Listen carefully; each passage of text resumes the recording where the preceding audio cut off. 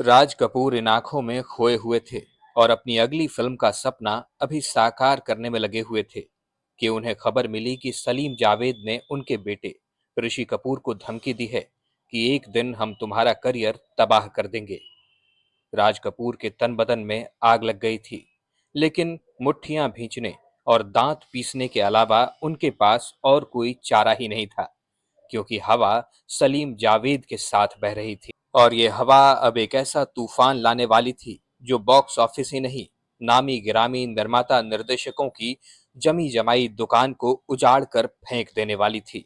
दोस्तों, ये कहानी उस साल की है जब राज कपूर, देवानंद, बी आर चोपड़ा जैसे प्रोड्यूसर डायरेक्टर ही नहीं, बड़े बड़े फिल्मी सितारों ने बॉक्स ऑफिस पर कब्जा करने में अपनी पूरी ताकत झोंक दी थी। लेकिन जो हुआ उसकी कल्पना इन दिग्गजों ने कभी नहीं की थी। शोले को आए हुए अभी एक आध साल बीत चुके थे, लेकिन उसकी कमाई का तूफान थमने का नाम ही नहीं ले रहा था। देश के इतिहास में ऐसा पहली बार हुआ था कि कोई फिल्म 60 सिनेमा घरों में गोल्डन जुबली मना रही थी और 100 में तो सिल्वर जुबली मना रही थी। इसके साथ ही दीवार ने एक अलग तरह की कहानी, एक अलग तरह के किरदार और एक अलग तरह की कामयाबी से बॉक्स ऑफिस को हिला कर रख दिया था। अब सलीम जावेद सिर्फ नाम और शोहरत ही नहीं कमा रहे थे, बल्कि मोटी फीस भी कमा रहे थे। उनकी फीस सबसे ज्यादा हो गई थी और उस दौर के सबसे ज्यादा पैसे लेने वाले ये राइटर बन चुके थे। जहां दूसरे लेखक प्रोड्यूसर को कहानी सौंपने के बाद फीस के लिए हर जगह भटकना पड़ता था, पहली बार सलीम जावेद ने स्क्रिप्ट सुनाने से पहले एक आध लाख एडवांस मांगना शुरू कर दिया था। अब तक तो फिल्म की कामयाबी का श्रेय एक्टर और निर्माता निर्देशक ले जाया करते थे, लेकिन इन निर्माता निर्देशकों और अभिनेताओं को ये मंजूर ही नहीं था कि किसी फिल्म की कामयाबी का श्रेय कोई राइटर लेकर उड़ जाए। राज कपूर, जिनका किला 73 में जंजीर के साथ सलीम जावेद नहीं हिला पाए थे, अब दूसरी म्यूजिकल हिट की तैयारी में थे। लेकिन दीवार और शोले ने जहां बॉलीवुड के कई पैमाने बदल कर रख दिए, इसीलिए सत्यम शिवम सुंदरम फिल्म में वो हर वो नुस्खा, हर वो मसाला और हर वो एक्सपेरिमेंट आजमाना चाहते थे जिससे फिल्म बॉक्स ऑफिस पर टॉप ग्रॉसर बने। पहले तो वो अपनी बॉबी को ही फिल्म में बतौर लीड एक्ट्रेस लेना चाहते थे, लेकिन अब वो राजेश खन्ना के साथ 7 फेरे लेने के बाद फिल्मों से दूर हो चली थी। ऊपर से उन्हें ये रोल पसंद भी नहीं था।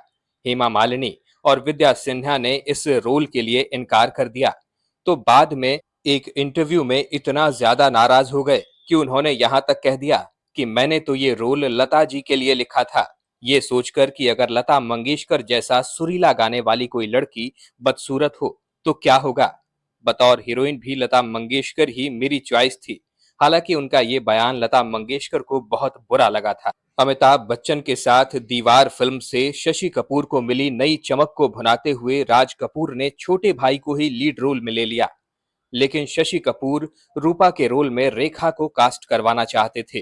कई हीरोइनों को आजमाने के बाद राज कपूर ने जीनत अमान को फाइनल किया, जो लुक में और एटीट्यूड में बोल्ड नजर आती थीं, और उन सीन्स को करने में भी उन्हें किसी तरह की कोई आपत्ति नहीं थी जिन्हें बाकी हीरोइनें मना कर दिया करती थीं।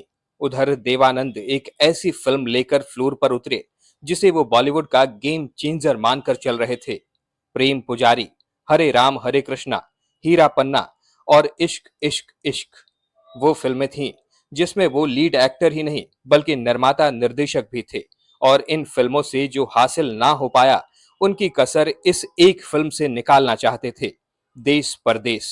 देश परदेश फिल्म में उन्होंने एक ऐसी लड़की को ब्रेक दिया जो आगे चलकर टीना मुनीम के नाम में छा गई और अब दुनिया उसे टीना अंबानी के नाम से जानती है। जी हाँ, वही टीना मुनीम जो एक जमाने में एक्ट्रेस हुआ करती थी। आगे चलकर यही टीना मुनीम टीना अंबानी बन गई, यानी मुकेश अंबानी के छोटे भाई अनिल अंबानी की पत्नी। संगीत के लिए भी नवकेतन फिल्म्स के पुराने धुरंधरों के बजाय राजेश रोशन पर भरोसा जताया गया। देवानंद को फिल्मी सुर्खियों से खासा ऐतराज था, जिनमें सलीम जावेद ने अपने इंटरव्यूज में कहा था कि जंजीर सबसे पहले देवानंद को ही ऑफर हुई थी और उन्होंने इस फिल्म को ठुकरा दिया था, और दीवार की कहानी भी उन्हें ऑफर की गई थी। खैर, देवानंद तब तक किसी नाम और शोहरत के मोहताज नहीं थे और बतौर लीड एक्टर पीछे वो एक सुनहरा इतिहास छोड़ चुके थे।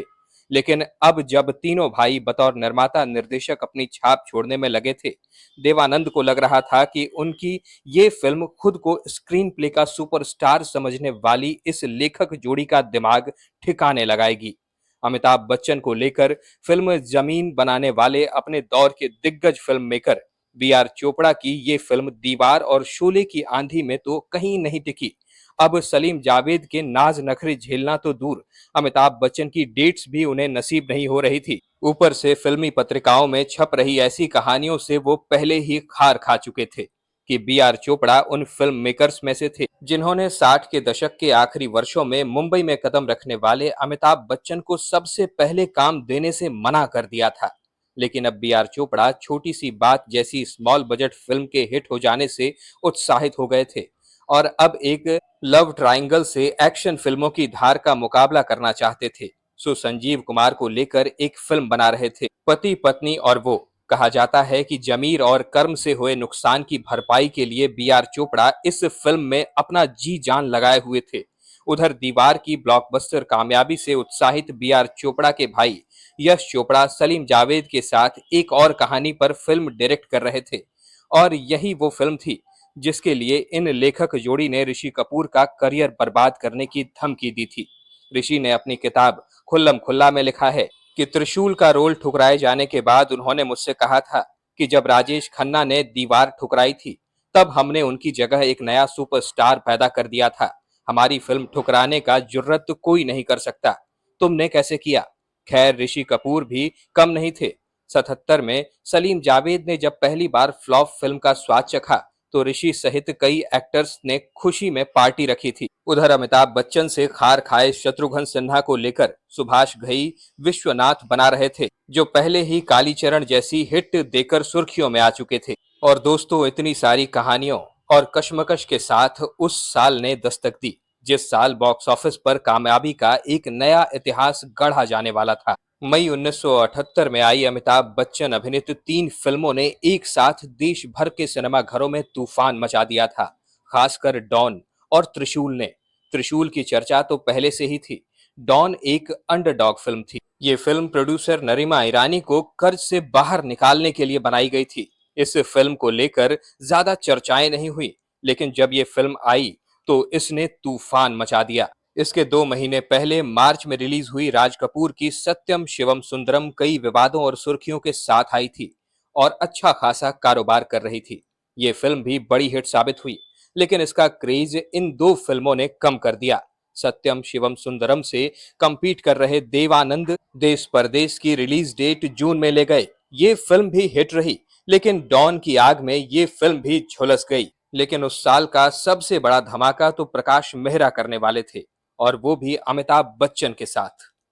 दोस्तों, एक एक फिल्म का जायजा लेने से बेहतर है कि आपको उस साल की टॉप ग्रॉसर लिस्ट पर ले जाएं, जो बताती हैं कि पहली बार हिंदी सिनेमा के इतिहास में एक साल में 3 सबसे कमाऊ फिल्मों का रिकॉर्ड एक ही एक्टर के नाम हुआ था। 1 करोड़ की लागत में बनी मुकद्दर का सिकंदर ने वर्ल्ड वाइड 20 करोड़ की कमाई की थी। अमिताभ बच्चन की ही त्रिशूल दूसरे स्थान पर और उनकी ही डॉन फिल्म तीसरे स्थान पर थी। वहीं देश परदेश, जो देवानंद की थी, वो चौथे स्थान पर रही थी। इसके बाद कहीं पति पत्नी और वो, जो कि बी.आर. चोपड़ा की थी, और उसके बाद सत्यम शिवम सुंदरम, जो कि राज कपूर ने बनाई थी। उस साल कई म्यूजिकल हिट फिल्में बनी थीं और इसके बीच अमिताभ बच्चन की 2 और फिल्में आईं, कसमें वादे और गंगा की सौगंध। इन दोनों फिल्मों ने भी ठीक ठाक कमाई की थी, लेकिन इन 3 ब्लॉकबस्टर फिल्मों ने जो कीर्तिमान रचा, उसकी धमक अगले कई सालों तक बॉक्स ऑफिस पर बनी रही थी। दोस्तों, हमें कमेंट्स में जरूर बताइएगा कि इनमें से कौन कौन सी फिल्में आपने देखी हैं और सबसे ज्यादा पसंद आपको कौन सी फिल्म आई थी। साथ ही साथ अगर आप हमारे चैनल वारिधि मंथन पर नए हैं तो इसे सब्सक्राइब करके बेल आइकन दबाना बिल्कुल मत भूलिएगा, ताकि ऐसी ही अनसुनी कहानियां हम आपके लिए हमेशा लाते रहें। वीडियो में अब तक बने रहने के लिए आपका बहुत बहुत शुक्रिया।